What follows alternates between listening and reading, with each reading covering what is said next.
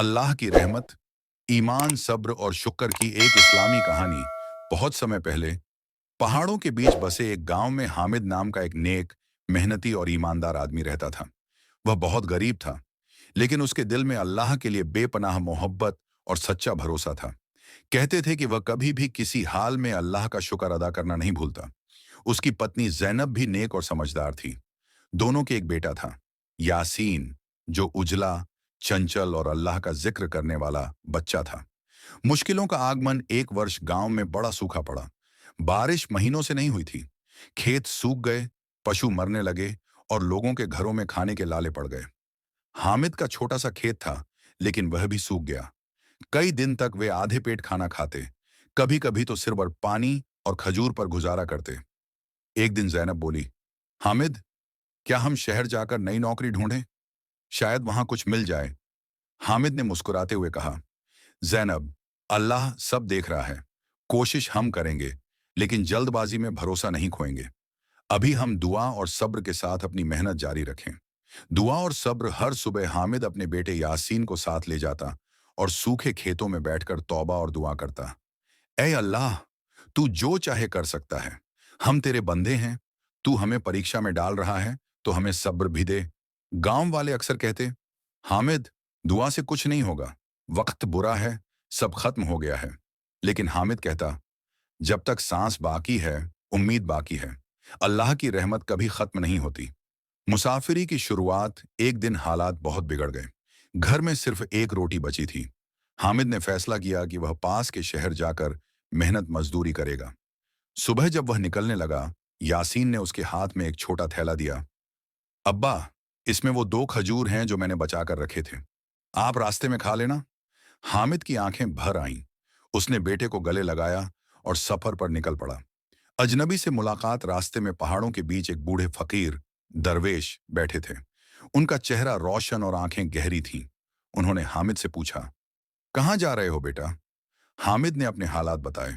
फकीर मुस्कुराए और बोले, अल्लाह का बंदा जब सब्र करता है, तो रहमत उसके पीछे पीछे चलती है। बताओ, तुम्हारे पास खाने को क्या है? हामिद ने सच्चाई से कहा, 2 खजूर हैं। अगर आप चाहें तो एक आप ले लीजिए। फकीर ने खजूर लिया और कहा, तुम्हारा यह एक खजूर अल्लाह की राह में दान है। याद रखना, जब कोई अपनी मुश्किल में भी देता है, अल्लाह उसकी मुश्किलें आसान करता है। हामिद ने आदाब किया और आगे बढ़ गया। शहर का इम्तिहान। शहर पहुंचकर हामिद ने कई जगह काम मांगा, लेकिन हर जगह से मना मिला। शाम ढलने लगी। भूख, थकावट और मायूसी से वह एक मस्जिद के आंगन में बैठ गया। उसने आसमान की तरफ देखा। ए मालिक, तू चाहता तो मैं आज अपने परिवार को खाने का सामान लेकर लौटता, लेकिन तूने ऐसा नहीं किया। तू जो भी करेगा, हिकमत से करेगा। यही कहकर वह नमाज पढ़ने लगा। कुदरत का मोड़। नमाज के बाद मस्जिद के इमाम ने उसकी हालत देखी। उन्होंने पूछा, बेटा, काम क्यों नहीं मिला?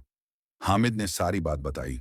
इमाम ने उसे पास के मदरसे में ले जाकर कहा, हमें एक भरोसेमंद और नेक आदमी चाहिए, जो बच्चों को कुरान पढ़ाए और साफ सफाई का ध्यान रखे। अगर चाहो तो काम मिल सकता है। हामिद की आंखों में चमक आ गई। उसने कहा, यह तो सबसे बरकत वाला काम है। उसे तुरंत नौकरी मिल गई। रहने को कमरा मिला, खाने को रोटी और महीने की थोड़ी सी तनख्वाह, जो उसके परिवार के लिए काफी थी। बरकत की बारिश। कुछ महीने बाद जब हामिद ने थोड़ा पैसा जमा किया, वह गांव लौटने लगा। रास्ते में वही बूढ़ा फकीर फिर मिला।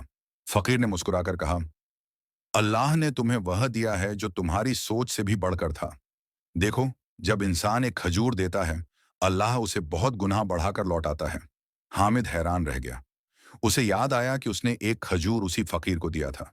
जब वह अपने गांव पहुंचा तो लोग दौड़कर आए। हामिद, तुम्हारे जाने के बाद बारिश हो गई, खेतों में फिर हरियाली आ गई है।